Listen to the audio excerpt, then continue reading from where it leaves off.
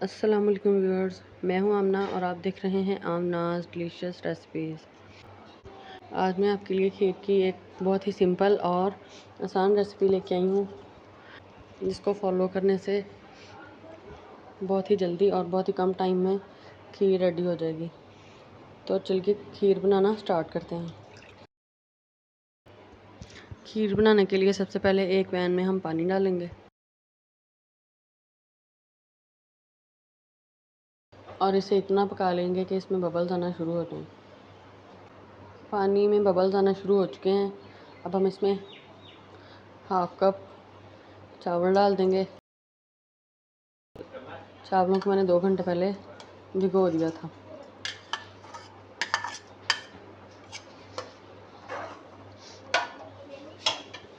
चावल डालने के बाद अब हम इन्हें इतना पकाएंगे कि चावल हमारे अच्छी तरह गल जाएं।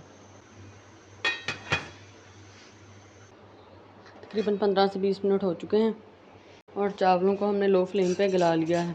अब हम इन्हें मैशर की मदद से अच्छी तरह मैश कर लेंगे। 2 से 3 मिनट के लिए चावलों को अच्छी तरह मैश करेंगे और फिर दूध डाल देंगे। यहाँ पे चावलों को हमने अच्छी तरह मैश कर लिया है। अब हम चावलों में दूध डालेंगे। अब हम इसमें 1 लीटर फुल फैट मिल्क डालेंगे और इसे अच्छी तरह से मिक्स कर लेंगे और साथ ही फ्लेम हम हाई कर देंगे ताकि दूध हमारा बॉयल होना शुरू हो जाए। और एक दफ़ा बीटर की मदद से अच्छी तरह हिला देंगे ताकि अगर लम्स वगैरह बनी है तो ख़त्म हो जाए। अब हमने चावलों को अच्छी तरह मिक्स कर लिया है और फ्लेम हमने हाई कर लिया है। अब हम दूध को बॉयल होने देंगे।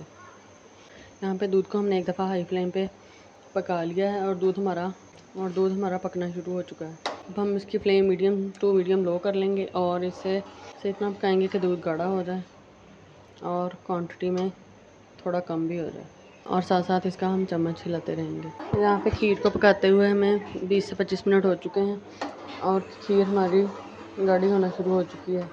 अभी हम इसे मज़ीद पकाएंगे और साथ ही इसमें हम 2 से 3 अदद ग्रीन इलायची के बीज निकाल के डाल दें। यहाँ पे हमने मज़ीद खीर को 10 से 15 मिनट के लिए पका लिया है और खीर हमारी ऑलमोस्ट रेडी हो चुकी है। अभी हम इसमें कुछ नट्स डालेंगे। सबसे पहले हम 2 टेबलस्पून क्रश किए हुए बादाम डालेंगे। 2 टेबलस्पून ही इसमें हम बारीक बारीक कट किया हुआ खोपरा डाल देंगे और 1 टेबलस्पून इसमें हम किशमिश डालेंगे।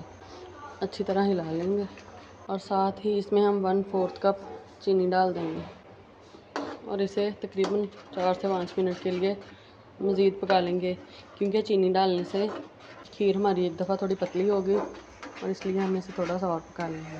चीनी यहाँ पे मैंने 1/4 कप डाली है। आप अपने टेस्ट के मुताबिक कम या ज़्यादा भी डाल सकते हैं। चीनी डालने हुए हमें 3 से 5 मिनट हो चुके हैं और खीर हमारी पक चुकी है। अब हम यहाँ पे इसकी फ्लेम ऑफ कर देंगे और इसे कवर करके रूम टेम्परेचर पे ठंडा कर लेंगे। खीर हमारी रूम टेम्परेचर पे ठंडी हो चुकी है। अब हम इसे सर्विंग बोल में निकालेंगे और अच्छी तरह ठंडी करने के बाद सर्व करेंगे।